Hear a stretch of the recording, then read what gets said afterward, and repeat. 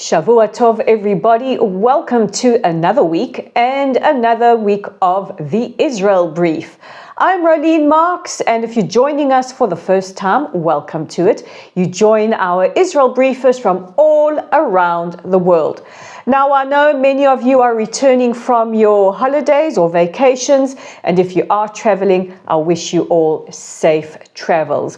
As always, the Israel Brief, which takes a look at those top stories making headlines in Israel, is brought to you in partnership with these guys, Lay of the Land. So let's get into those top stories. It is day 458. It never ceases to astound me how we are heading quicker and quicker to that 500-day mark since the 7th of October. We remember that there are still 100 hostages being held captive by Hamas. 96 of them were taken on the 7th of October from the Nova Festival and from their communities and bases, and 4 of them have been held in captivity since 2014. 2 of them are citizens of Israel, Hisham al-Sayed and Avera Mengistu, and the other 2 are the remains of 2 fallen soldiers, Hadar Golden and Oron Shaul. So let's take a look at those top stories.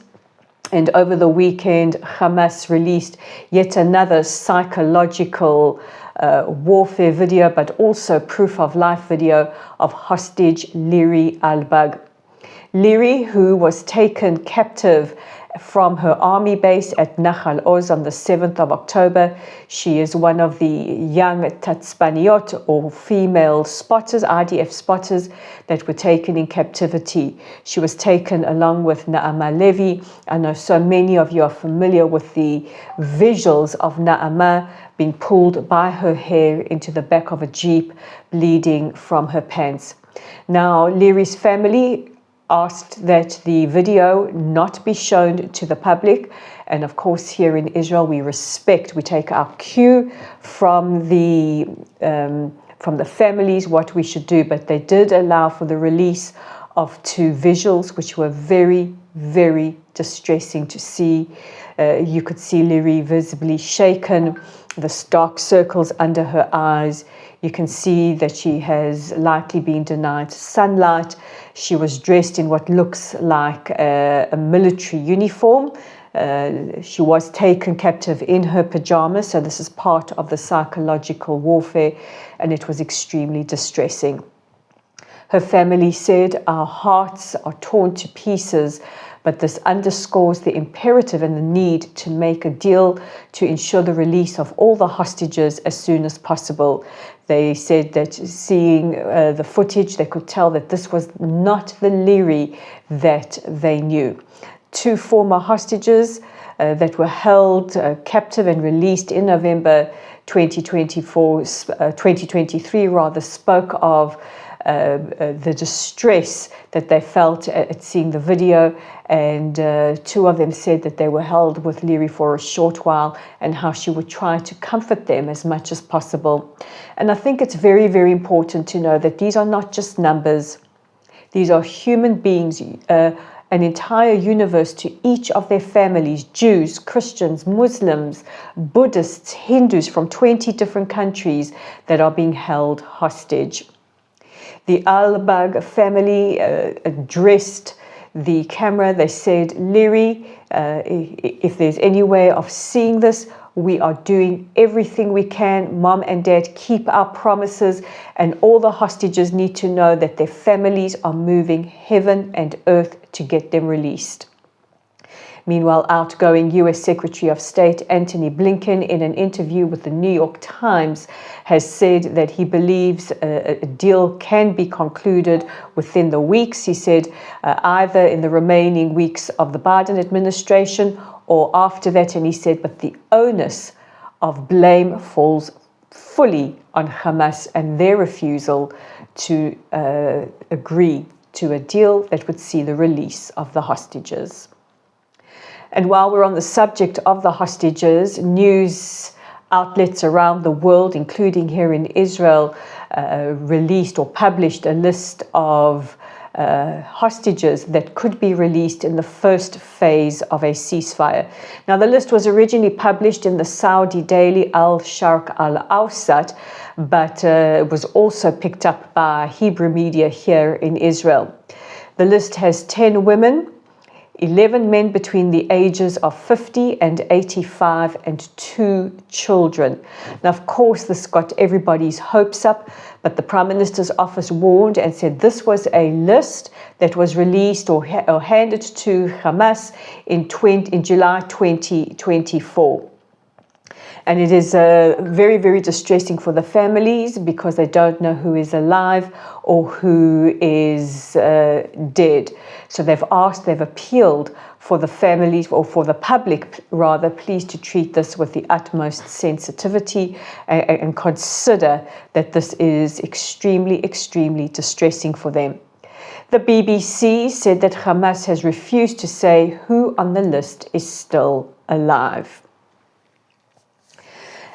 Moving now to the West Bank, and 3 people were killed and 6 others injured in a terror attack that took place this morning. This was a shooting attack on a bus and a vehicle. The dead are believed to be 2 women and 1 male, who has been named as Master Sergeant Elad Winkelstein. Now, Hamas has claimed responsibility for the attack, and the IDF are engaged in a manhunt. It is believed 2 Palestinians carried out this particular terror attack. Prime Minister Netanyahu extended his heartfelt condolences to the family and warned the terrorists that we will settle accounts. And finally, an IDF soldier has fled Brazil for nearby Argentina following a warrant of arrest for alleged war crimes.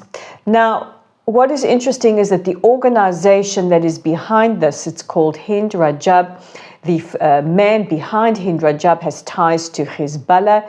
His name is Diab Abu Jaja, and he is alleging that this particular soldier participated in house demolitions.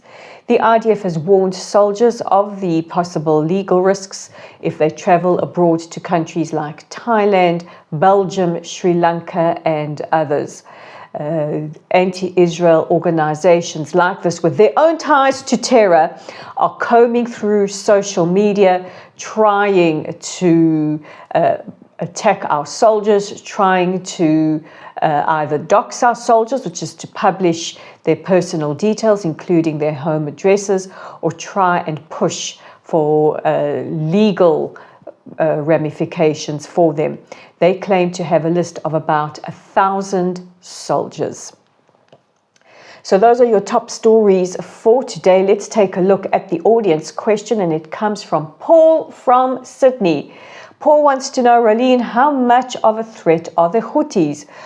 Well, this is a very, very good question. And as you know, we have been faced with attacks from the Houthis on a near daily basis.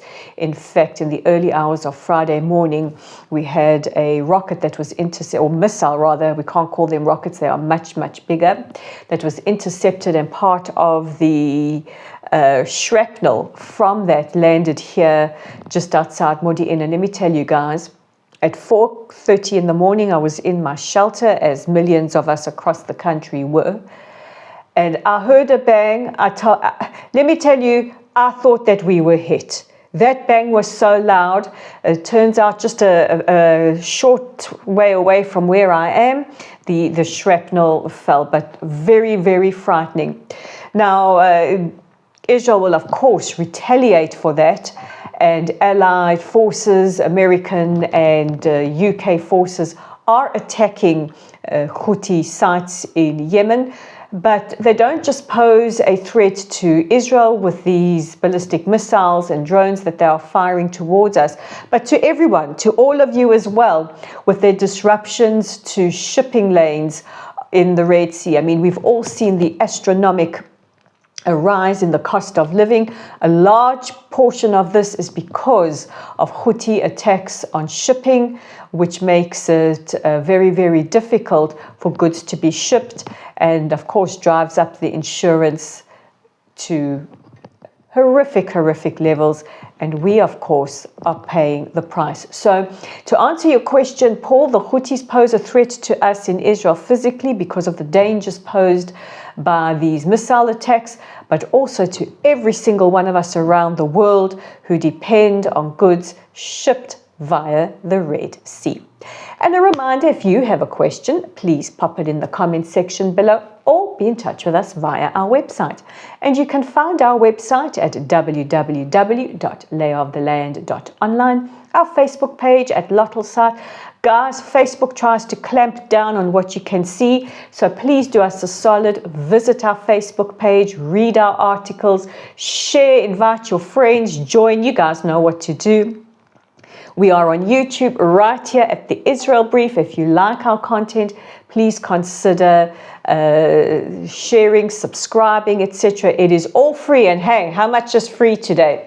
We are on X at Lay of the Land 5, on Instagram at Rolene_Marks, and on LinkedIn at Rolene Marks. So guys, God bless you all. Take care of yourselves and each other, and I will see you again tomorrow. Bye for now.